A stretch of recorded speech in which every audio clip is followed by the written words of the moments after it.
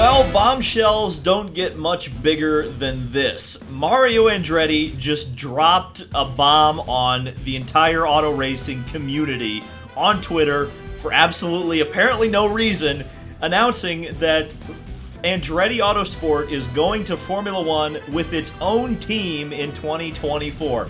Let's talk about it. This is huge.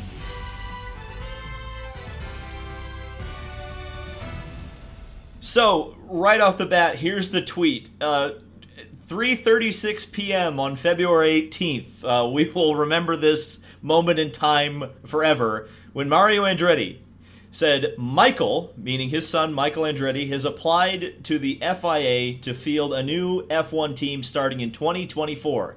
His entry, Andretti Global, has the resources and checks every box. He is awaiting the FIA's determination. And now, while originally it was a no comment from Andretti Autosport, Jenna Fryer eventually got a confirmation on the report that on Mario's report that Michael Andretti had indeed filed the paperwork with the FIA to field a new F1 team under the Andretti Global banner in 2024. But they have no further comment past that point. Okay, well, this is a pretty significant announcement. I think I'm going to keep stating that. I'm not understating that. It seems like, for sure, Andretti Autosport is going to be headed to Formula One in 2024 with its own team. This will give us an extra 2 cars on the grid unless somebody leaves. But I do have to wonder a little bit, Mario's motivations for tweeting. Was it just celebratory? Was it, is it Mario being a boomer online?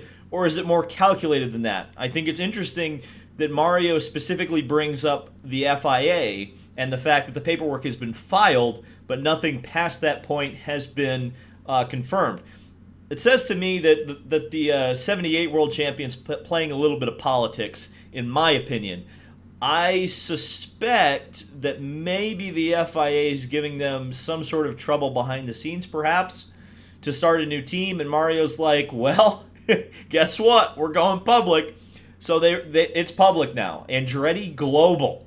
I guess that's what we're going to call the new team until they decide to call it something else. There were some, I believe Andretti, so Andretti, obviously, let's just go back. Andretti Autosport was trying to buy their way into Formula One for this season, this coming season. They had been looking at a few teams, but ultimately it came down to they were potentially going to buy the Sauber F1 team, which of course we know now as Alfa Romeo.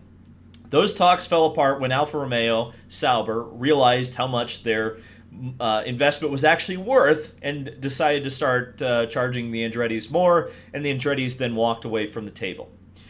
From what I understand, Andretti Autosport, or whatever you want to call it, has about $250 million to play with here.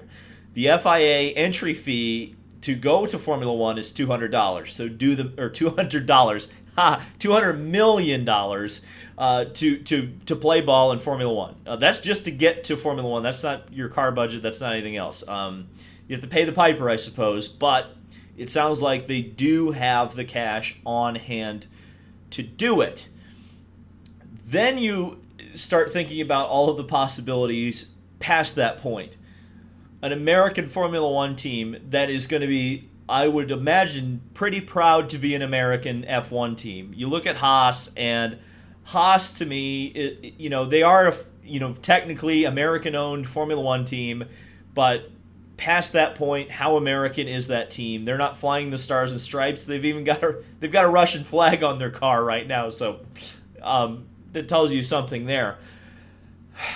This could be huge for Formula One in America for several reasons. Number one, having a recognizable name, Andretti Autosport, as a part of this deal, I think, massive.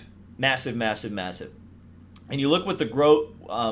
You look at the growth of Formula One in the United States right now, and I think most people would say, yeah, the one thing Formula One is really missing right now is a true rooting interest for American fans. Well, Andretti Autosport, we already know. And we've got them on the table right now. I mean, they've looked very seriously at bringing Colton Herta into the fold in Formula One for this year, much less 2024 when they're planning on joining the Formula One grid. So from a super license perspective, by the way, that helps significantly. Let's say Herta goes out and wins the Indy 500 or the IndyCar Championship in the next 2 years, which is, I think, extremely likely considering at the level that he is driving currently. He will have more than enough super license points to be able to jump into Formula One easily at that point, no concern. The other interesting thing I think here is that Andretti Autosport has given themselves 2 years to get this thing as ready to go as possible. That was kind of the one concern I had with them jumping in with potentially Sauber was, okay, well, you've got new regulations, you've got new cars, you've got all this new stuff coming in. What is the guarantee that you're going to be competitive? There isn't any. With a 2-year gap, you get to observe the regulations as they grow and change and what works and what doesn't work. And you also get to do that development work behind the scenes, not out in front of people, not running 24th every race.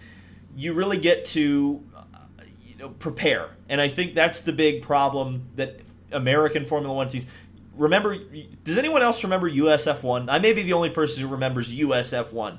That was Peter Windsor and a few other people. Michael Kranifus, I think, was involved in that, trying to put together a Formula One team. And they never made it to the grid. They got a bid and everything when a lot of other, perhaps more legitimate teams, got turned away at the door to enter Formula One in 2010. Ultimately, it never ended up happening. They were unprepared. I think they built like a tub, and that was about it. Andretti Autosport, like Mario says, and I trust Mario, believe it or not, they have the resources. And I don't think that just means money, even though I think money is a big part of it, and money is certainly the thing that's going to get them in the door ultimately with the FIA at this point. They have Andretti Technologies, which at current really only just develops dampers for the IndyCar, but they already have that infrastructure set up to build, I'm sure, a chassis if they need to, and I think it seems like they're headed that direction. Andretti also went public with their acquisition company, I guess we could say, whatever that was called, when they were trying to buy a Formula One team. That's now, I believe, on the stock market. I think that's where a big portion of their liquid assets to go into Formula One have come from. So I guess this is going to be a bit of a public company as well, which, just look at CART to see how that all kind of went. This is the biggest story probably of the year so far. Like, real talk, honestly, the biggest story motorsports-wise of the year, especially for us in the United States, because this has long-reaching ramifications, because everything's on the table now. If Andretti is serious about this, they have the pick of the litter in terms of American talent to go to Formula One. Obviously, I think they're going to pick Herta, but you look past that point and you say, well, okay, what about a Kyle Kirkwood? What about a Pato O'Ward? What about some other drivers coming? What about Logan Sargent, another driver who's kind of in the Formula One pipeline right now? You really have an open kind of... You're very open in what you can do if you're Andretti Autosport. What engine supplier are they going to use? There's rumors that Porsche is going to come into Formula One at some point in the next couple of years as well. Is Andretti Porsche? I don't know. This is huge, and the fact that Mario Andretti broke this is just the funniest thing ever. Grandpa Mario just doing his thing, just sitting on his porch in Pennsylvania, probably enjoying a glass of wine, and breaks the internet. Just fantastic. So I guess we got a new story to follow for the next 2 years plus. America is back in Formula One in a big way. Andretti Autosport, the Andretti way. Holy crap. I guess Andretti Global. We'll call it Andretti Global. Andretti Global. We'll be talking about that. Remember that name because we're going to be saying it a lot.